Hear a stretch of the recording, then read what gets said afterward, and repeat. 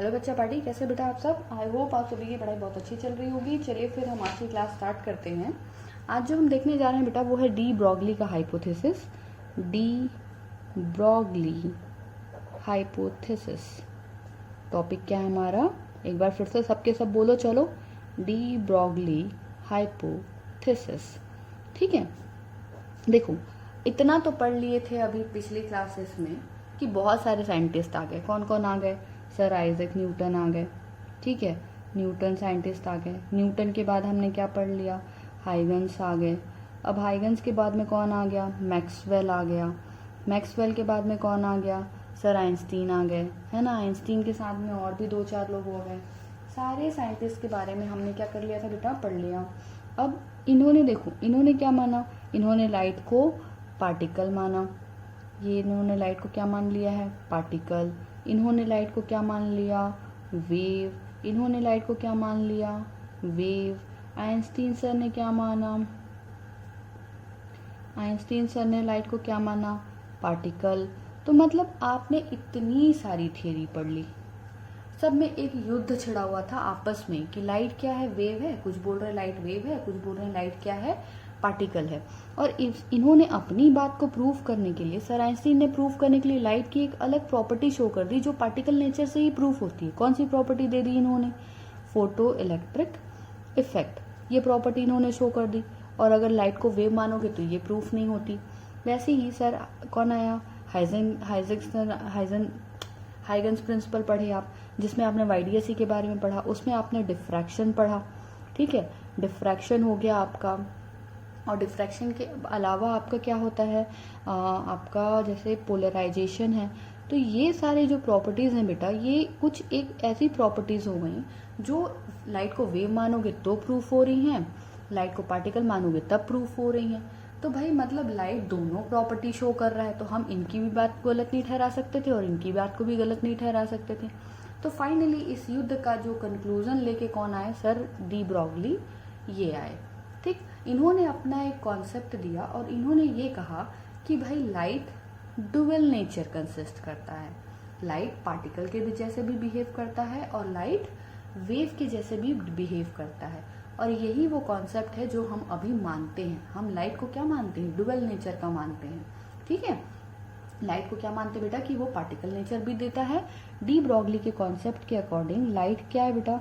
Light dual nature का है। Light कैसा है? डुअल नेचर का है। मतलब लाइट पार्टिकल भी है और लाइट क्या है? वेव भी है।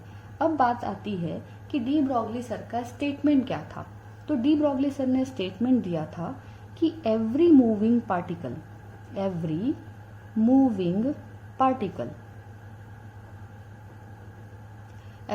Particle has wave associated with it।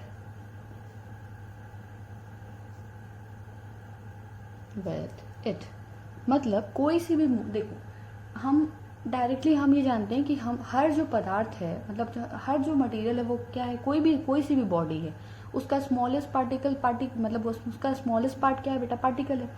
मतलब देखो एवरी मूविंग पार्टिकल, तो भाई पार्टिकल तो मूव करेगा। कब मूव करेगा? मतलब कब? जब हमारी बॉडी, देखो हमारी बॉडी भी अगर मूव कर रही है तो मतलब वो क्या है? सर डी ब्रॉगली के हिसाब से क्या है? Every moving particle has wave associated with. मतलब कोई भी बॉडी है, देखो बॉडी भी किससे मिलके बनी होती है? पार्टिकल से मिलके बनी होती है। मतलब यूनिवर्स में कोई भी चीज है वो हर चीज पार्टिकल से मिलके बनी है। मतलब आप किसी भी चीज को मूव करा दो तो उसमें क्या है? वो वेव नेचर का है। जो भी चीज मूविंग कंडीशन पे है वो क्या है? वेव है। चाहे मान लो आपकी ये कोई सी बॉडी है। अब ये बॉडी है तो ये भी किससे बनी है बेटा? छोटे छोटे पार्टिकल से बनी है। तो अगर ये मूव करेगी तो ये बॉडी भी क्या है?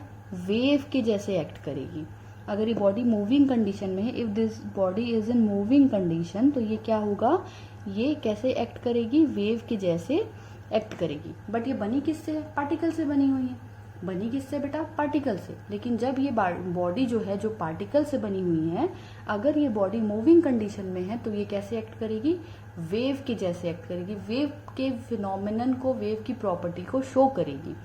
A moving body shows waves property. अगर ये बॉडी मूविंग कंडीशन में है तो इसके पार्टिकल्स क्या होंगे, वेव नेचर को शो करेंगे।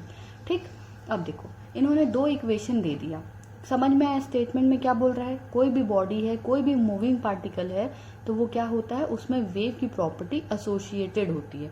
ठीक, अब देखो तो इन्होंने कहा कि वेव मतलब देखो पार्टिकल की बात कर रहे हैं। ठीक है, अब देखो ये बोल रहे हैं कि बॉडी जो है वो पार्टिकल से बनी है और पार्टिकल का एक फिक्स नेचर होता है। पार्टिकल का क्या होता है बेटा, एक फिक्स मोमेंटम होता है पार्टिकल के लिए फिक्स, तो उसका क्या होता है, एनर्जी होती है।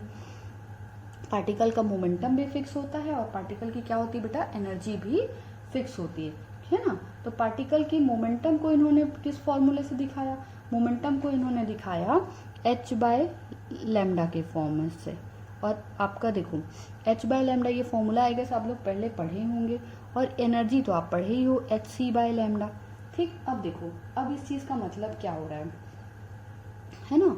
देखो इन्होंने क्या बोला कि जो लाइट है, जो भी मूविंग बॉडी है, ठीक, जो भी मूविंग बॉडी है, मूविंग पार्टिकल है, पार्टिकल की बात कर रहे हैं। प्रॉपर्टी किसकी बता रहे हैं, पार्टिकल की। ये p मोमेंटम है किसका, पार्टिकल का। पार्टिकल का मोमेंटम है। ये e क्या है, एनर्जी है। किसकी एनर्जी है, पार्टिकल की एनर्जी है। चलिए मैं लिखती हूँ, ये p जो है और e जो है। ठीक है, p क्या है बेटा, p is the momentum of particle and e is the energy of particle. But एक बात देखिए, स्टेटमेंट देखिए उनका, सर किस फॉर्म में शो कर रहे हैं, पार्टिकल की एनर्जी शो, पार्टिकल का मोमेंटम शो कर रहे हैं in the form of wavelength. Particle की एनर्जी शो कर रहे हैं in the form of wavelength. मतलब देखो पार्टिकल की बात कर रहे हैं लेकिन बता किसके फॉर्म में रहे हैं, वेवलेंथ के फॉर्म में। मतलब कहीं ना कहीं वो पार्टिकल को किसके फॉर्म में दिखा दे रहे हैं, पार्टिकल की प्रॉपर्टी को वेव की फॉर्म में दिखा रहे हैं। तो इसीलिए उन्होंने कहा कि पार्टिकल है, भले बॉडी को पार्टिकल से बना हुआ माना, लेकिन क्या बताया कि भाई पार्टिकल है, पार्टिकल का आप उसके मोमेंटम को आप वेवलेंथ के फॉर्म में दिखा सकते हो। मतलब आप पार्टिकल को भी क्या प्रूफ कर सकते हो, वेव प्रूफ कर सकते हो। तो ये इनका सिर्फ देखो, इन्होंने कुछ भी प्रूफ वगैरह करके नहीं दिया था। डी ब्रॉगली जो साइंटिस्ट थे बेटा, ये उनके पीएचडी की थीसिस थी। जैसे भाई इंसान पढ़ता है पीएचडी मतलब आगे जब जाता है ना, जैसे इंजीनियरिंग वाले बच्चे हो गए, आप लोग हो गए जो नीट के एग्जाम दिलाओगे, तो इनको एक प्रोजेक्ट बनाना होता है। ठीक, जैसे वो प्रोजेक्ट बनाते हैं ना, तो प्रोजेक्ट आप पीएचडी कर रहे हो, आप कुछ रिसर्च करोगे, तो जब रिसर्च करोगे तो आप अपनी रिसर्च रिपोर्ट तो सबमिट करोगे ना कि आपने क्या रिसर्च किया है। तो इनका ये रिसर्च था, ये इन्होंने कुछ प्रूफ नहीं किया, इन्होंने सिर्फ ये स्टेटमेंट लिखा और स्टेटमेंट लिख के उसको अपने बेसिस में कुछ स्टेटमेंट पे जस्टिफाई करने के लिए बाद में ये जस्टिफाई किया था। वो देखते हैं आगे कि इन्होंने कैसे जस्टिफाई किया। बट इन्होंने ऐसा कोई प्रूफ नहीं दिया था, कोई इसका प्रैक्टिकल कैलकुलेशन करके इन्होंने नहीं दिया था, प्रैक्टिकल एक्सपेरिमेंट नहीं किया था। थेरेटिकल इन्होंने बताया, डी ब्रॉगली सर ने क्या बताया, थेरेटिकल बताया कि भाई ऐसा ऐसा होता है, लाइट जो है वो ड्यूअल नेचर शो करती है, वो पार्टिकल नेचर भी दिखाती है, वेव नेचर भी दिखाती है। बट इन्होंने प्रैक्टिकली शो नहीं किया। प्रैक्टिकली शो करने का काम किसी और का, टारगेट किसी और को जाता है, वो हम कल की क्लास में कवर करेंगे।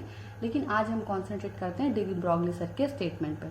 इतना समझ गया, कोई भी मूविंग पार्टिकल है तो वो क्या करेगा, उस पर वेव नेचर होगा ही होगा। कोई भी अगर पार्टिकल मूव कर रहा है मतलब उसमें वेव नेचर अपने आप आ जाता है। पार्टिकल की प्रॉपर्टीज को हम, जो पार्टिकल की प्रॉपर्टी होती है उसका एक फिक्स मोमेंटम होता है, उसकी एक फिक्स एनर्जी होती है। इसी बात को ही सर ने क्या दिखाया, वेव नेचर के, वेव के टर्म्स में दिखा दिया। ठीक, इतना कुछ समझ में आया रे 1-8%। ठीक, चलो अब देखो, अब साइंटिस्ट थे भाई, अब आए देखो इन्होंने तो अपनी थीसिस दी थी। अब जब इन्होंने थीसिस लिख दिया, स्टेटमेंट लिख दिया, तो किसी को समझ में नहीं आएगा तो भाई थीसिस की जांच इंसान किससे कराएगा, सबसे बड़े प्रोफेसर से ही कराएगा। और उस समय के सबसे बड़े प्रोफेसर कौन चल रहे थे, कौन सबसे हिट में चल रहे थे, सर आइंस्टीन चल रहे थे, है ना। तो भाई अब ऐसा बोल मत देना, तुम लोग बहुत मारेंगे पकड़ पकड़ के मेरे को। ठीक है, तो मैंने जस्ट एग्जाम्पल के लिए समझो कि उनको बुलवाया गया होगा, समझ लो ऐसे बुलवाए, फिर पूछे भैया कैसे लिख दिए हो, हम तो बोले थे पार्टिकल है, तुम कैसे बोल दिए ड्यूअल नेचर का है, प्रूफ करके बताओ। ठीक, एक बॉडी ले लो। अब देखो जैसे उन्होंने कहा कि कोई भी बॉडी है, तो इन्होंने कैसे उस बात को जस्टिफाई किया ये सोच के देखो। एक इन्होंने कहा मान लीजिए कोई बॉडी है, ठीक, इस बॉडी का मान लो मास इसका दिया हुआ है 100 kg दे दिया। जैसे मान लीजिए ये कोई सी एक बॉडी है, ठीक है, इस बॉडी का मास मान लीजिए कितना है बेटा, 100 kg है, और इसकी वेलोसिटी मान लिया हमने कितना है, 10 मीटर पर सेकेंड है, ठीक है, इसकी वेलोसिटी हमने क्या मान ली, 10 मीटर पर सेकेंड। अब इन्होंने इसके मोमेंटम को क्या बताया था, मोमेंटम को बताया था h/λ बताया था। तो भाई उन्होंने बोला कि बताओ अगर कोई बॉडी है जिसका मास 100 kg है, उसकी वेलोसिटी 10 मीटर पर सेकेंड है, अगर वो स्पीड से चल रही है, या मान लीजिए इनसे क्वेश्चन कोई पूछा जाता कि कैसे, बताओ भाई, हम कोई भी इंसान है 100 kg का है, दौड़ रहा है 10 मीटर पर सेकेंड की स्पीड से, और वो वेव क्यों नहीं दिखाई क्यों नहीं देता वो वेव के फॉर्म में। भाई स्ट्रिंग को अगर हिलाओगे तो वो तो दिखता है ना वेव की जैसे वहां पे। तो ये हम दौड़ रहे हैं, अगर आप बोल रहे हो कोई भी बॉडी अगर क्या है वेव नेचर शो करती है, तो इन सभी चीज़ों में वेव नेचर क्यों दिखाई नहीं देता, ठीक। तो उन्होंने इसको इस तरीके समझो, देखो ये कोई बॉडी हो गई, अगर इसका हमें कैलकुलेट करना होगा तो हम वेवलेंथ कैसे निकालेंगे, h/p निकालोगे। और मोमेंटम, तो मोमेंटम आपको पता ही है कितना होता है बेटा, मास इंटू वेलोसिटी होता है। h की वैल्यू आपको मालूम है कितनी होती है, 6.623 इंटू 10 टू द पावर कितनी होती है बेटा, -34, ठीक, डिवाइडेड बाय मास कितना दिया हुआ है 100 kg, और वेलोसिटी कितना दिया हुआ है 10, तो ये 10 टू द पावर -3 और ऊपर चला जाएगा, 6.623 into 10 to the power -37 means this is the value of wavelength which is coming for this body. अब सोचो ये अगर बॉडी मूव कर रही है, ये बॉडी दौड़ रही है, तो इसकी जो वेवलेंथ आ रही है वो इतनी आ रही है। हमने कितनी वेवलेंथ पढ़ी हुई है, 10 टू द पावर -3 एंगस्ट्रॉम तक की, जो एक्स रेज गामा रेस में तुम चले जाते हो उसकी रेंज कितनी है, 10 टू द पावर -3 एंगस्ट्रॉम तक की है, वो ज़्यादा नहीं है। और ये कितनी, ये तो बहुत छोटी वेवलेंथ है, बहुत छोटी वेवलेंथ। तो ये बोलते हैं कि भाई ये बॉडी में ना, ये जो बहुत बड़ी बड़ी बॉडीज हैं इनमें ना वेवलेंथ होता है, वेव नेचर होता है, बट वो वेवलेंथ बहुत स्मॉल होती है, इसलिए क्या होता है उनमें विजिबल नहीं होता, ठीक है। जो बड़ी बड़ी बॉडीज हैं उनमें क्या होता है, ये विजिबल नहीं होता। तो इसीलिए कल मैंने आपको बताया था कि हमने जो वेव नेचर प्रूफ किया है ना बेटा, वो इलेक्ट्रॉन के लिए प्रूफ किया है। तो इन्होंने बोला कि भाई बड़ी बॉडीज में नहीं होता, लेकिन अगर आप छोटी छोटी बॉडीज को चेक करेंगे, छोटे पार्टिकल्स को चेक करेंगे, तो डेफिनेटली आपको ये मेरा फिनोमिनन प्रूफ होता दिखेगा। जैसे देखिए इलेक्ट्रॉन्स के लिए, तो इलेक्ट्रॉन्स का मास आपको पता है कितना होता है, ये कुछ हेजी लग रहा है क्या, देखिए, ठीक, इलेक्ट्रॉन्स का मास बताइए चलिए कितना होता है बेटा, 9.1 इंटू, अगर मैं इलेक्ट्रॉन का मास लिखना चाहूँ 9.1 into 10 to the power -31 kg होता है। एम आई राइट और रॉन्ग, एक बार वैल्यूज चेक कर लेना, ठीक है। उसके बाद में अगर मैं वेलोसिटी की बात करूँ तो 10 टू द पावर 4 से 10 टू द पावर 6 तक के रेंज में लेते हैं, मैं 10 टू द पावर 6 ले रही हूँ, आप देख लीजिएगा, ठीक है। अब देखिए अगर इन वैल्यूज के लिए हम कैलकुलेट करने जाएं लैम्डा, तो लैम्डा इज इक्वल टू यही वाला फॉर्मूला डायरेक्टली लिख रही हूँ, दैट इज h/mv, और h को पुट करो 6.632 डिवाइडेड बाय में क्या आएगा, मास कितना हो जाएगा, 10 टू द पावर -34, ठीक। यहाँ पे क्या है 9.1 -31 इंटू 10 टू द पावर 6। अब इसको आप सॉल्व करोगे आगे तो ये क्या आएगा, देखो 6.6 अप्रॉक्सीमेटली ले रहे हैं, सॉल्व करना है क्योंकि बाकी देखते हैं वैल्यू कितनी आ रही है, 10 टू द पावर -34 +31 -6, ठीक है ना। डायरेक्टली ये वाला ऊपर जाएगा तो क्या हो जाएगा, +31, ये जाएगा ऊपर -31 -6। अब ये बॉटम में 9.1 है, I am considering it 9.0 only. 6.6 है तो 66 कर लो ताकि डिवाइड करते बने, एक 10 यहाँ नीचे और आ जाएगा, ठीक, यहाँ पे और 10 आ जाएगा, अगर आप इसको क्या लिखोगे 66 लिखोगे तो, ठीक है। तो यहीं लिखते हैं 66 हो जाएगा, डिवाइडेड बाय में 10 हो जाएगा, और ये 34 और 6 हो जाएगा 40 मतलब -31 9, और ये वाला 10 ऊपर लेके जाओगे तो, चलो अभी तो 10 टू द पावर -9 लिखते हैं, फिर यहाँ पे आगे लिखते हैं, तो यहाँ पे क्या आ जाएगा 66 into 10 to the power -10 divided by में आ जाएगा 9, तो दैट इज 7 आपका कितना आ जाएगा 32, तो ये आ जाएगा आपका -10, या लिख सकते हो 10 to the 7.2 angstrom. This is the value of wavelength. तो मतलब ये वेवलेंथ, अब देखो, अब सोचो तो जो बड़े बड़े बॉडीज थे जिनका मास बहुत ज़्यादा था, उन बॉडीज का वेवलेंथ क्या होता है, बहुत कम होता है, इसलिए वो उनमें हमें वेव नेचर दिखाई नहीं देता। बट जो बहुत माइनर पार्टिकल है, बहुत माइनर पार्टिकल है, उनका वेवलेंथ देखो 7.2 एंगस्ट्रॉम आ रहा है ना, तो इनका वेव नेचर हमें दिखाई देगा। और कुछ साइंटिस्ट ने क्या किया, इसे बाद में प्रूव भी किया। इलेक्ट्रॉन का वेवलेंथ एक्चुअली में जब कैलकुलेट किया गया तो इलेक्ट्रॉन का वेवलेंथ हम कैलकुलेट कर पाए।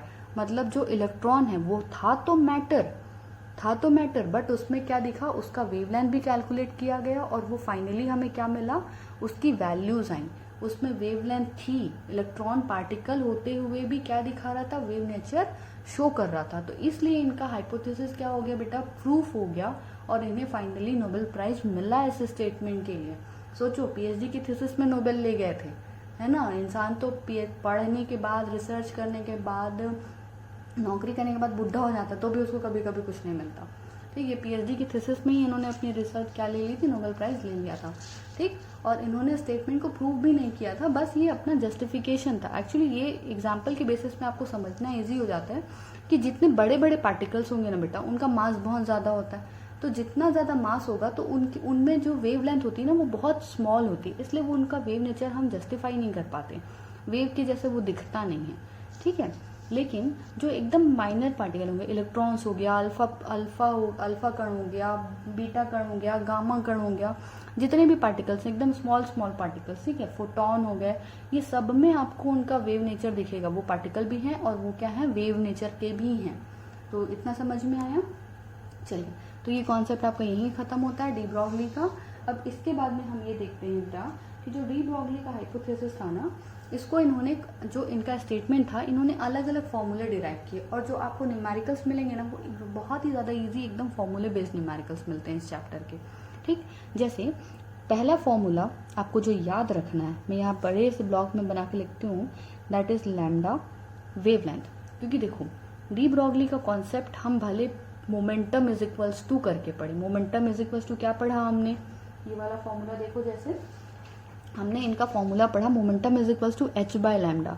बट कहानी तो वेवलेंथ की है, बट कहानी किसकी है, वेवलेंथ की। क्योंकि वेवलेंथ अगर विजिबल रेंज में होगा, है ना, तो हमें उसका वेव नेचर दिखाई देगा बॉडी का।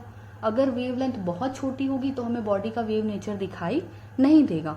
मतलब इंपॉर्टेंट पैरामीटर कौन सा है यहाँ पे, वेवलेंथ है ना, क्योंकि पार्टिकल तो वो है ही। तो वेवलेंथ अगर बड़ा है तो आपको बॉडी का वेव नेचर दिखाई दे रहा है, वेवलेंथ अगर छोटा आपको बॉडी का वेव नेचर दिखाई नहीं दे रहा है।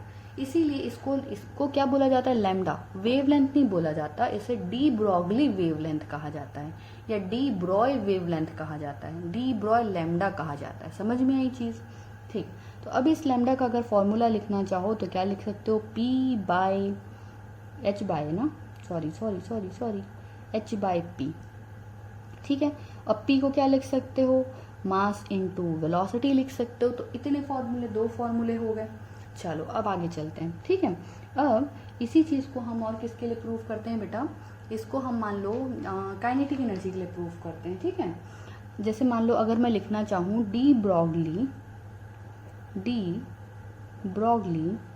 देखो क्योंकि हमेशा किसके लिए लग रहा है, मूविंग बॉडी के लिए लग रहा है। तो जो बॉडी मूव करेगी ना, मतलब आप चाहे उसको मैकेनिक्स में बॉडी को मूव करा लो, चाहे आप उस बॉडी को मैग्नेटिक फील्ड में मूव करा लो, चाहे उस बॉडी को आप इलेक्ट्रिक फील्ड में मूव करा लो, जहां भी बॉडी मूव करेगी, जहां पे भी काइनेटिक एनर्जी का कॉन्सेप्ट आप लगाते हो ना, वो सारे कॉन्सेप्ट डी ब्रॉगली वेवलेंथ से न्यूमेरिकल उसके रिलेट हो सकते हैं। रिमेंबर दैट, आपको डी ब्रॉगली कॉन्सेप्ट के न्यूमेरिकल हर जगह दिख सकते हैं। आपको जहां देखो मास इनटू वेलोसिटी आ रहा है इस फॉर्मूले में, और आप थोड़ा एनालाइज करके देखो आप कहाँ कहाँ पे मास इनटू वेलोसिटी कैलकुलेट कर सकते हो। जहां जहां पे आप मास इनटू वेलोसिटी कैलकुलेट कर सकते हो गिवन कंडीशन के लिए ना, वो सारी कंडीशन जहां जहां आप मोमेंटम कैलकुलेट कर सकते हो, चाहे वो मैग्नेटिज्म हो, चाहे आप काइनेटिक एनर्जी निकाल सकते हो, क्योंकि हम इसे अभी काइनेटिक एनर्जी के टर्म्स में भी चेंज करने वाले हैं। तो वो सारी जगह जहां जहां वो जिस चैप्टर में वो निकलता होगा ये वैल्यू, ये कॉन्सेप्ट वहां जाके ऐड हो जाएगा और आपके 2 कंबाइन होके एक नया न्यूमेरिकल बन जाएगा। हम देखने वाले हैं वैसे बहुत सारे टाइप के। ठीक है, चलिए फिलहाल अभी इसको कॉन्सेंट्रेट करते हैं।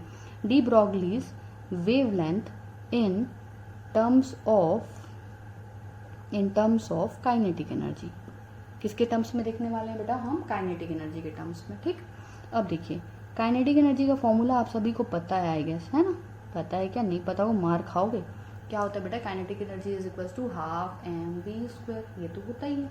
ठीक है, इसके अलावा P इज इक्वल टू क्या होता है? हाफ एम वी होता है, ये तो पता ही है, अभी तो पढ़े हो। ठीक, अब अगर मैं यहाँ से लिखना चाहूँ, यहाँ से अगर मैं V इज इक्वल टू लिखना चाहूँ तो क्या लिख सकती हूँ? P बाय एम लिख सकती हूँ इस फॉर्मूले से। अब इस वैल्यू को यहाँ पुट कर दो, क्या आ जाएगा काइनेटिक एनर्जी बताओ? हाफ एम वी स्क्वायर है तो क्या आ जाएगा? P बाय एम का होल स्क्वायर आ जाएगा। यहाँ से देखो एक m कैंसिल आउट हो जाएगा, ये क्या बच जाएगा? 1/2 P स्क्वायर बाय एम, यही बचेगा। और यहाँ काइनेटिक एनर्जी है K लिख रही हूँ मैं, तो यहाँ से अगर P स्क्वायर निकालना चाहोगे तो क्या आ जाएगा? 2km। P स्क्वायर क्या आ जाएगा आपका? 2km। या फिर चलो आगे और सॉल्व कर ही लो, that is P is equals to √2km। P is equal to क्या लिख दिया मैंने? √2km लिख दिया। तो अब ये P तो पता ही है तुम लोगों को, तो मतलब इस फॉर्मूले को और लिख सकते हो भैया, यहाँ देखो क्या है? P ही है ना, तो इस फॉर्मूले को और लिख सकते हैं। क्या लिख सकते हैं? H divided by √2km। मतलब इस फॉर्म में भी न्यूमेरिकल आ सकता है। काइनेटिक, देखो ये चीज याद रखना, K क्या है? Kinetic energy. K क्या है बेटा? काइनेटिक एनर्जी है, तो इस फॉर्म में भी हम इसे लिख सकते हैं। ठीक, अब देखो इसको और भी चेंज करना है, और भी चेंज कर सकते हैं। चलो दूसरे फॉर्म में लिख सकते हैं क्या? इसको मान लो, चलो लिखते हैं डी ब्रॉगली। जिस फॉर्म में न्यूमेरिकल्स आते हैं मैं उन फॉर्म में लिखने की कोशिश कर रहे हैं। ठीक है, जैसे देखिए de Broglie wavelength in the form of accelerated voltage. Accelerated voltage के फॉर्म में क्यों लिख रहे हैं बेटा? अभी पिछली क्लास में ही हम लोग वर्क डन और काइनेटिक एनर्जी को रिलेट कर रहे थे, याद करो, है ना? जब हमने पोटेंशियल डिफरेंस पढ़ा था तो हमने देख रहे थे यहाँ पे क्या हुआ था, हमने फॉर्मूला निकाला। जो किसका फॉर्मूला आपने जो निकाला था ना, स्टॉपिंग पोटेंशियल का फॉर्मूला क्या माने थे? इलेक्ट्रॉन है। ठीक, वो इलेक्ट्रॉन कहाँ मूव कर रहा है? इस पाथ में मूव कर रहा है। ऐसे देखो क्या होता है, इलेक्ट्रॉन को ना बेटा स्पेशली कॉन्सेंट्रेट करके पढ़ना है। क्यों कॉन्सेंट्रेट करके पढ़ना है? कि जो वेव नेचर है वो प्रूफ किस में हुआ? वेव दिखाई किस में दी? पार्टिकल। तो देखो पार्टिकल है ऑलरेडी, पदार्थ जो है, जो मैटर है, वो किससे मिलके बना है? पार्टिकल से। अब उस पार्टिकल को आप क्या प्रूफ कर रहे थे? वेव। कैसे प्रूफ हुआ? डी ब्रॉगली के कॉन्सेप्ट से प्रूफ हुआ। लेकिन क्या वो बड़ी बड़ी बॉडीज को पार्टिकल वेव प्रूफ कर पाए? क्या नहीं प्रूफ कर पाए, उसमें वो वेव नेचर नहीं शो कर पाए। उन्होंने किस में शो किया? इलेक्ट्रॉन में शो किया। इसलिए इलेक्ट्रॉन क्या होता है ना, बहुत इंपॉर्टेंट हो जाता है। इसलिए सारी जो चीजें हैं ना, जो ये जो फॉर्मूले हैं ना बेटा, इनको भी कहीं कहीं ना इलेक्ट्रॉन के लिए समराइज कर दिया गया। ठीक है, तो चलिए मानिए जैसे ये दो क्या है, ये नेगेटिव टर्मिनल और ये पॉजिटिव टर्मिनल। नेगेटिव टर्मिनल और ये क्या है? Positive terminal. इन दोनों के बीच में अगर इलेक्ट्रॉन है तो इलेक्ट्रॉन के पास बेटा खुद की क्या होती है? Kinetic energy. इस काइनेटिक एनर्जी के कारण ये यहाँ जाएगा, और ये पूरी काइनेटिक एनर्जी कहाँ जाएगी भाई? ये यहाँ से यहाँ जा रहा है, मतलब कुछ वर्क डन कर रहा है। तो ये जो काइनेटिक एनर्जी है इसकी, वो क्या किस में वेस्ट बदल लेगी? वर्क डन में कन्वर्ट हो जाएगी। भाई यहाँ से यहाँ तक जाते तक इसकी काइनेटिक एनर्जी 0 हो जाएगी, और ये क्या कर लेगा? सिस्टम पे वर्क डन कर लेगा। इस वर्क डन को हम कैसे दिखाते हैं? चार्ज इनटू पोटेंशियल डिफरेंस है। मान लिया यहाँ का पोटेंशियल डिफरेंस 0, यहाँ का पोटेंशियल है V, तो इसको क्या लिख सकते हो? Kinetic energy is equals to Q को क्या लिख सकते हो? इलेक्ट्रॉन है तो E, चार्ज भाई इलेक्ट्रॉन का चार्ज E, और ये क्या हो जाएगा? V माइनस 0 या फिर V। ठीक, तो ये हो गया हमारा क्या? Kinetic energy. तो अब देखो फॉर्मूला फिर से चेंज हो गया तुम्हारा। अगर हम इसको और किस टर्म ले लिख सकते हैं? H bye 2m। K की जगह में क्या देखो, K है, K की जगह में क्या अभी क्या निकाला? Kinetic energy. काइनेटिक एनर्जी को ही तो K लिखे हो ना, तो ये क्या हो जाएगा? इलेक्ट्रॉन इनटू V क्या है? वोल्टेज है। तो इतने सारे फॉर्मूले आ रहे हैं। देखो ये क्या है? De Broglie's wavelength. क्या फॉर्मूला था पहला? H by P। फिर P को क्या लिख सकते थे? M इंटू वी, तो H by M into V. फिर इसके लिए काइनेटिक एनर्जी के टर्म्स में जब लिखे तो ये फॉर्मूला आ गया P इज इक्वल टू, तो इस फॉर्मूले को भी यहाँ पे पुट कर दिया। फिर जब उसे एक्सेलरेटेड वोल्टेज के टर्म में लिखना चाहा, डी ब्रॉगली वेवलेंथ को तो इस तरीके से लिख लिया। तो हम क्या कर रहे हैं बेटा, वेवलेंथ हमें पता है, बस हम मोमेंटम और एनर्जी को चेंज करते जा रहे हैं। तो भाई जब पार्टिकल है तो पार्टिकल के कारण ये सारी चीजें हम इजीली लिख सकते हैं। ठीक, इतना समझ में आ गया। अब देखो एक कॉन्सेप्ट और थोड़ा सा समझो। अगर जैसे इस फॉर्मूले को थोड़ा सा और शॉर्ट किया गया है। कौन से फॉर्मूले को? इस फॉर्मूले में ना पूरी वैल्यूज रख दी गई है। देखिए एच कांस्टेंट है, आपको पता है। इलेक्ट्रॉन का मास आपके पास रहता है और आपके पास इलेक्ट्रॉन का चार्ज भी रहता है। जैसे देखिए एच की वैल्यू कितनी है आपको पता है, 6.623 10⁻⁻34 एच की वैल्यू। देन आपके पास मास की वैल्यू तो अभी आपने लिखा था 9.1 × 10⁻31। देन आपका चार्ज, तो इलेक्ट्रॉन का चार्ज आपको पता है 1.6 × 10⁻19। तो ये सारी वैल्यूज हमें किसके लिए पता है बेटा? इलेक्ट्रॉन के लिए पता है। किसके लिए पता है? इलेक्ट्रॉन के लिए पता है। तो अगर ये सारी वैल्यूज, देखो फिर से सुनो, ये सारी वैल्यूज अगर हम इस फॉर्मूले में पुट कर देते हैं, ठीक है, तो इसकी जो वैल्यू आती है ना बेटा, वो आती है दैट अगर ओवरऑल के टर्म्स में लिखना चाहो तो 150 डिवाइडेड बाय V। देखो क्योंकि सारा चीज चेंज हो गया, H की वैल्यू है, M की वैल्यू है, इलेक्ट्रॉन की चार्ज की वैल्यू है 2 है, तो सिर्फ क्या बच गया? वोल्ट। सिर्फ क्या बच जाएगा? वोल्ट। और इसका जो इस समय जो वेवलेंथ आता है ना, बाकी सब में जब कैलकुलेट करोगे तो जो आंसर आएगा यहां से लेके जब यहां तक कैलकुलेट करोगे तो जो वेवलेंथ आएगा ना, वेवलेंथ किस में आएगा? मीटर में आएगा। वेवलेंथ किस में आएगा? मीटर में आएगा। और जब इस फॉर्मूले में कैलकुलेट करोगे ना तो जो वेवलेंथ आएगा ना वो एंगस्ट्रॉम में आएगा। वेवलेंथ किस में आएगा? एंगस्ट्रॉम में आएगा। अब देखो इसी फॉर्मूले को थोड़ा और चेंज करते हो, इसको लिख सकते हैं 12.23 या 22 समथिंग डिवाइडेड बाय √/V। ठीक, इस समय भी फॉर्मूले में जो लैम्डा है वो उसकी वैल्यू क्या आएगी? एंगस्ट्रॉम में आएगी। तो ये सारे जो है बेटा, ये फॉर्मूला आई गेस एनसीईआरटी में गिवन है। और इस फॉर्म देखो यही तो फॉर्मूला, इसी को सॉल्व करके इतना ले आए। ठीक है, तो ये चीज है ना, आप कैलकुलेट करके देखते जाना। ठीक है, तो ये इतने सारे फॉर्मूले आ रहे हैं, सोचो अब सारे फॉर्मूले के न्यूमेरिकल बनते बेटा। हर फॉर्मूले में वैल्यू रखते जाओ, हर फॉर्मूले का क्या बनेगा? न्यूमेरिकल बनते जाता है। इतना समझ में आया? इतना समझ में आया तो आगे बढ़े। चलिए फिर एक चीज और देखते हैं। अब जैसे मैंने बोला था कि आप पिछले चैप्टर्स में भी जो पढ़े हैं वहां भी डी ब्रॉगली का कॉन्सेप्ट फिट बैठने वाला है। देखो जैसे अगर मैं मान लो डी ब्रॉगली वेवलेंथ फॉर, क्यों प्रूव कर रहे हैं बेटा? सब जगह से क्यों प्रूव कर रहे हैं? क्योंकि सारी देखो काइनेटिक एनर्जी, जिस बॉडी में काइनेटिक एनर्जी वो पार्टिकल से ही बना होगा, तो मतलब हर जगह डी ब्रॉगली का कॉन्सेप्ट फिट होता है। हर बॉडी की क्या होगी? वेवलेंथ होगी। जिसकी काइनेटिक एनर्जी होगी उसका वेवलेंथ होगा, जिसका एक्सीलरेटेड पोटेंशियल होगा उसका वेवलेंथ होगा। तो सबकी वेवलेंथ क्या कर रहे हैं? कैलकुलेट करके देख रहे हैं। ठीक है, देख रहे हैं फिट हो रहा है नहीं हो रहा है, कैलकुलेट कर पा रहे हैं नहीं कर पा रहे हैं। ठीक है, अब देखिए de Broglie wavelength for gases, very important, very important. ठीक है, और ये आपकी एनसीईआरटी में नहीं है। वेव क्या होता है? De Broglie concept for de Broglie wavelength for gases. ये बेटा एक क्वेश्चन मेरे को मिला था जो मैंने समराइज किया है थ्योरी के फॉर्म में। ठीक है, देखिए इसमें क्या होता है बेटा, हमने क्योंकि देखो अभी फॉर्मूला पढ़ लिया, एक बार लिखती हूँ, कितना याद है तुम लोग देखो। Lambda is equals to h/p, lambda is equals to h/mv, lambda is equals to h √2mk, k is kinetic energy, h is equals to 2m, kinetic energy is equals to E into V, 150 divided by V, 12.2 something divided by √V। यहाँ पे answer किस में आएगा? Lambda का angstrom में। यहाँ पे किस में आएगा? एंगस्ट्रॉम। यहाँ मीटर मीटर मीटर मीटर। ये किसका आंसर है? वेवलेंथ का आंसर है। ठीक, अब देखो यूनिट देख लेना रे भैया, मैं इसमें ये ओवरऑल जो आप स्टैंडर्ड आपको याद है ना उसके बेसिस में ये कैलकुलेटेड है। ठीक है, अब देखो जब गैसेस के लिए लिखने जाओगे तो क्या हमने इसमें से कोई भी चीज गैस के लिए कैलकुलेट की है? क्या गैस का मोमेंटम निकाल सकते हो? अगर मोमेंटम निकालोगे तो यहाँ रख देना, क्या गैस का हम काइनेटिक एनर्जी निकाल सकते हैं? डेफिनेटली निकाल सकते हैं। याद करो, हम गैस की काइनेटिक एनर्जी का फॉर्मूला कैलकुलेट किए थे।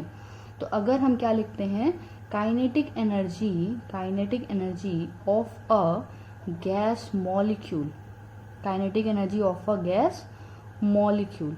और मॉलिक्यूल भी कैसा बेटा, तो मोनो एटॉमिक मॉलिक्यूल। मॉलिक्यूल भी कैसा, तो मोनो एटॉमिक मॉलिक्यूल। ठीक, इसका फॉर्मूला देखो, काइनेटिक एनर्जी का फॉर्मूला क्या पढ़े हो, F/2 into KT, where K is Boltzmann constant, not kinetic energy. ठीक है, K क्या है, इसीलिए K डैश लिख रहे हो।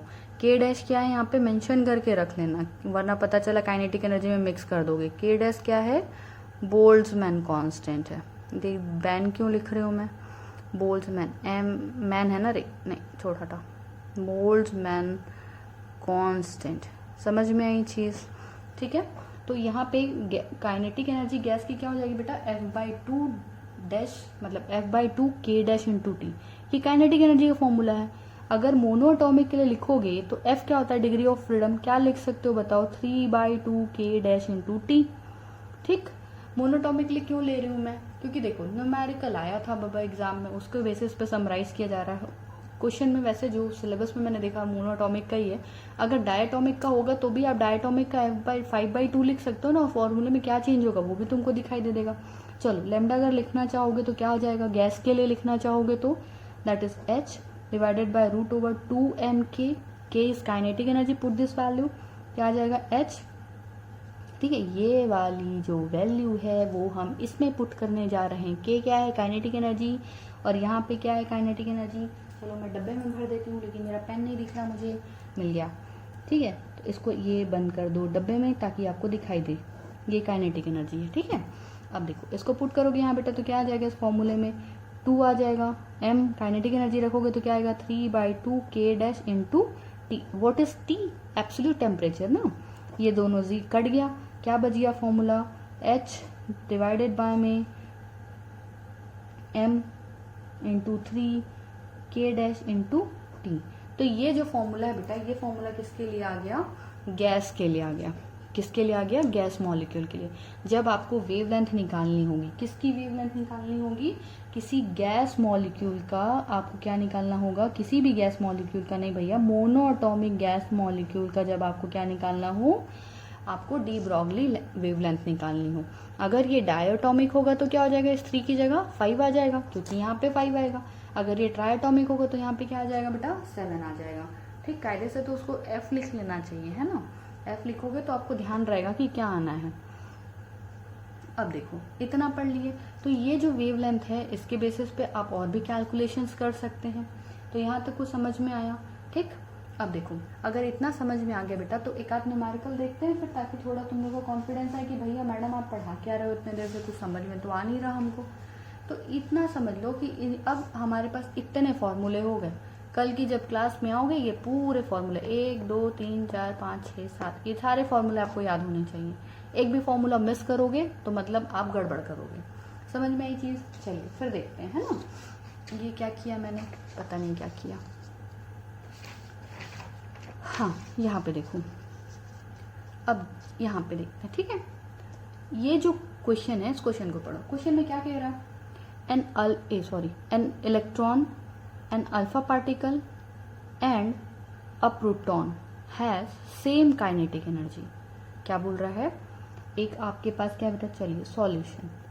हमारे पास क्या है, electron alpha particle and proton तीनों का क्या दे दिया है, काइनेटिक एनर्जी सेम है। काइनेटिक एनर्जी क्या है, सेम है। Arrange them in order of decreasing D Broglie's wavelength. Arrange them in order of decreasing D Broglie's wavelength. अब एक बात बताओ, कौन सा फॉर्मूला लगाओगे, काइनेटिक एनर्जी कांस्टेंट है, मतलब कौन सा फॉर्म, देखो कौन सा फॉर्मूला, सीधी सी बात है, क्या दिया हुआ है, वेवलेंथ का कंपैरिजन पूछ रहा है तीनों पार्टिकल का, किसका, इलेक्ट्रॉन का, अल्फा पार्टिकल का और आपका प्रोटॉन का। ठीक, और क्या बताया है, काइनेटिक एनर्जी सेम है। तो काइनेटिक एनर्जी का फॉर्मूला कौन सा है इतने सारे में, यही तो एक फॉर्मूला दिख रहा है, और ये गैस तो है नहीं कि गैस का फॉर्मूला लगाओगे। तो कौन समझ में आया कैसे यूज करना है। ठीक, तो अब देखो जैसे ये फॉर्मूला है तो फॉर्मूला लिख लो, wavelength is equal to क्या आ जाएगा बेटा, h डिवाइडेड बाय 2m/k। ठीक, अब तीनों के लिए फॉर्मूला लिखते हैं। तो ये h तीनों के में क्या होगा, कांस्टेंट होगा, क्योंकि s तो कांस्टेंट है, प्लैंक्स कांस्टेंट है ना भैया, k तो कांस्टेंट है दे दिया है। तो लैम्डा जो है वो डायरेक्टली प्रोपोर्शनल हो रहा है, या डायरेक्टली किसके प्रोपोर्शनल हो रहा है बताओ, √1/√m के, क्योंकि 2 भी तो कांस्टेंट ही है। ठीक, अब एक बात बताओ, तीनों में मास और वेवलेंथ इनडायरेक्टली प्रोपोर्शनल हो रहे हैं, तो जिसका अब मास क्या होगा, ज्यादा होगा, उसका वेवलेंथ कम होगा। और बोल क्या रहा है आपका, arrange them in order of decreasing D Broglie's wavelength. तो किसका, देखो इलेक्ट्रॉन का अगर AMU के फॉर्म में लिखना चाहो तो ये क्या होता है, प्रोटॉन का मास कितना है 4 AMU, अल्फा पार्टिकल 1 AMU, और ये कितना होता है 1/800 1/8, ये पता नहीं कुछ, मेरे को इधर का मेरे को आइडिया नहीं है, 1800 समथिंग कुछ है AMU। ठीक, तो किसका मास सबसे कम है बेटा, आप कहीं ना कहीं देख रहे हो इलेक्ट्रॉन का मास बहुत कम है, तो इलेक्ट्रॉन का वेवलेंथ क्या होगा, सबसे ज्यादा होगा। तो इस देखो अगर इलेक्ट्रॉन का वेवलेंथ लिखोगे तो इलेक्ट्रॉन के लिए क्या, अगर चलिए फॉर्मूला लिखते हैं, इलेक्ट्रॉन का वेवलेंथ क्या हो जाएगा 1/1823 something, that is in bracket. ठीक, ये 1 समथिंग आएगा, सॉरी 1/एक्सट्रीमली सॉरी 1 समथिंग। ठीक है, अब ये मास की वैल्यू आ गई सबकी, तो ये इलेक्ट्रॉन का वेवलेंथ सबसे ज्यादा, उसके बाद में आपके पास इसका 1 AMU है, इसका 4 AMU है, जैसा जैसा है वैसा वैसा लिखते जाइए। ठीक है, इसका वेवलेंथ सबसे ज्यादा है तो इसका लैम्डा क्या होगा, सबसे कम होगा। तो इसके बाद अल्फा का वेवलेंथ आ जाएगा और इसके बाद प्रोटॉन का वेवलेंथ आ जाएगा। समझ में आया क्या कि नहीं आया, नहीं आया तो फिर से एक बार देख लेना। ठीक है, चलिए फिर आगे बढ़ते हैं। अब देखिए ये वाला क्वेश्चन देखते हैं। इस क्वेश्चन में क्या बोल रहा है, find de Broglie's wavelength associated with electron accelerated at 600 volt. ये क्वेश्चन तो भारी इजी है, मैं इसको बनाऊंगी भी नहीं। वोल्ट इज इक्वल टू कितना दे दिया है 600 वोल्ट, और आपको क्या पूछ रहा है, डी ब्रॉगलीज वेवलेंथ। अब कोई बच्चे क्वेश्चन नहीं समझ पाओगे ना, बहुत पीटूंगा पकड़ पकड़ के। देखो किसके लिए पूछ रहा है बेटा, डी, एक तो वेवलेंथ पूछ रहा है। ठीक है, तो वेवलेंथ पूछ रहा, पता है वेवलेंथ के लिए कितने सारे फॉर्मूले लगा सकते हैं, इसमें से कोई सा भी फॉर्मूला लगा सकते हो, बट क्वेश्चन में क्या बोला है, इलेक्ट्रॉन बोला है। तो भैया इतना कैलकुलेट मत करना, इलेक्ट्रॉन के लिए दो तुम्हारे पास शॉर्ट फॉर्मूले हैं, ये दोनों तुम्हारे पास किसके लिए हैं, सिर्फ इलेक्ट्रॉन के लिए। ये दोनों किसके लिए हैं, सिर्फ इलेक्ट्रॉन के लिए। ये कहीं भी लगा सकते हो, पार्टिकल में लगा सकते हो, कहीं भी नहीं मतलब। और ये किस में लगा सकते हो, गैस में लगा सकते हो। किसके लिए कैलकुलेट किए हो, गैस के लिए कैलकुलेट किए हो। समझ में आ रहा, तो इलेक्ट्रॉन बोल रहा है तो डायरेक्टली फॉर्मूला लगाओ रे भैया, 150 डिवाइडेड बाय में क्या हो जाएगा बेटा 600। अब कैलकुलेट कर लो, खत्म, 0 0 गया, 15 एकम 15 चौक 60, क्या जा रहा है 1/4, दैट इज 1/2। देख मेरा दिमाग, that is 1/2 and it is equals to 0.5 and unit will be angstrom, भूल मत जाना। ठीक है, तो बस ये कैलकुलेशन यहीं पे खत्म हो गया। कुछ समझ में आया, ठीक, तो आप इतना कंप्लीट करो और इसके बाद में और न्यूमेरिकल करा दो। चलो देखते हैं। और देखिए इस टाइप के न्यूमेरिकल्स हैं, यहाँ पे देखो ये क्वेश्चन है।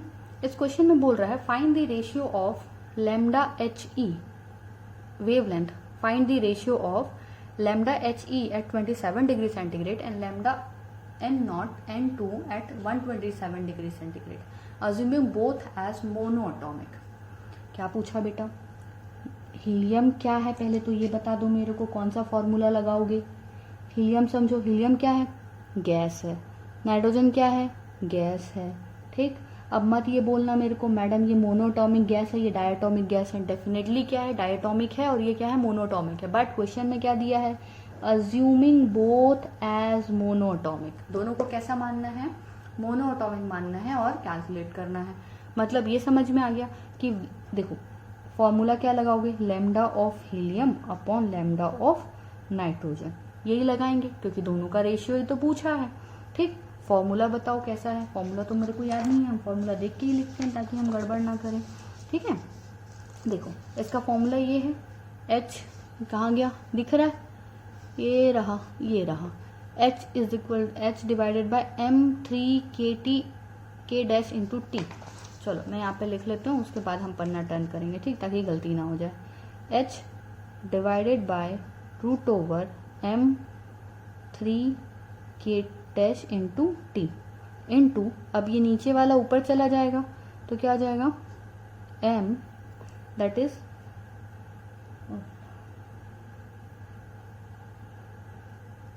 m into 3 into k dash into T, that is my T of helium and that is T of N2 divided by में H।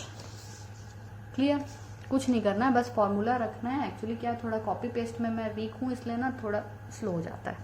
समझ में आया? अब देखो HS तो कैंसिल आउट हो गया, प्लांक कांस्टेंट है। M और M क्या होगा, अच्छा इसके लिए भी एक शॉर्टकट यूज करना, ठीक है।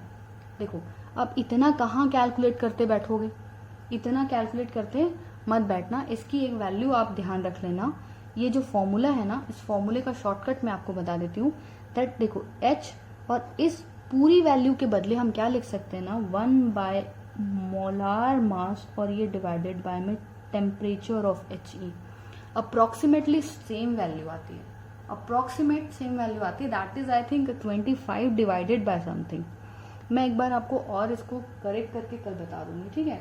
अभी फिलहाल के लिए इतना ध्यान रखना कि ये 25 बाय समथिंग कुछ वैल्यूज आती है और ये एग्जैक्ट नहीं, रफ वैल्यू है, ये एग्जैक्ट वैल्यू नहीं है, this is the rough value of this, okay. और यहाँ पे H भी नहीं आता, फिर यहाँ पे सीधा सीधा क्या आता है, 25 आता है, क्योंकि बाकी सारी ये वैल्यूज ना पूरी कैलकुलेट हो जाती हैं। तो अभी मैं H को कैंसिल आउट कर दे रही हूँ, 25 मैं इस पूरे फॉर्मूले के बदले ये लिख रही हूँ, आप एक बार कैलकुलेट करके देखना, ठीक है। तो N2 में क्या आ जाएगा, दैट इज ये भी क्या आ जाएगा बेटा 25 मॉलिक्यूलर मास N2 क्या आ जाएगा, टेम्परेचर ऑफ नाइट्रोजन। तो ये पूरा कैंसिल आउट होगा। अब देखो इसका क्या लिखोगे, ये नाइट्रोजन का मॉलिक्यूलर मास है, तो नाइट्रोजन का मॉलिक्यूलर मास कितना होता है 28। टेम्परेचर को हमेशा आप किस में रखना, एब्सोल्यूट टेम्परेचर है तो आप किस में रखोगे, केल्विन में। तो 28 रूट ओवर और यहाँ पे कितना है 127 यानी 300 इसका टेम्परेचर, इसका मॉलिक्यूलर मास कितना है हीलियम का, दैट इज 4 और इसका टेम्परेचर है 27, तो ये कितना आ जाएगा आपका 273 ऐड करोगे तो दैट इज 300 और ये सॉरी आपका 400 आएगा, ठीक है। तो ये आपकी वैल्यूज आ गई। इन वैल्यूज को आप कैलकुलेट करके दोनों का क्या निकाल सकते हो, रेशियो। ये फॉर्मूला मैं आपको डेफिनेटली एक बार क्लास में और करेक्ट करके बता दूंगी। वैसे कोई बहुत बड़ा फॉर्मूला नहीं है, सिर्फ इन वैल्यूज को बोल्ट्जमैन कांस्टेंट को रख के क्या कर दिया गया है, इजी फॉर्म में कन्वर्ट कर दिया गया है, ठीक है।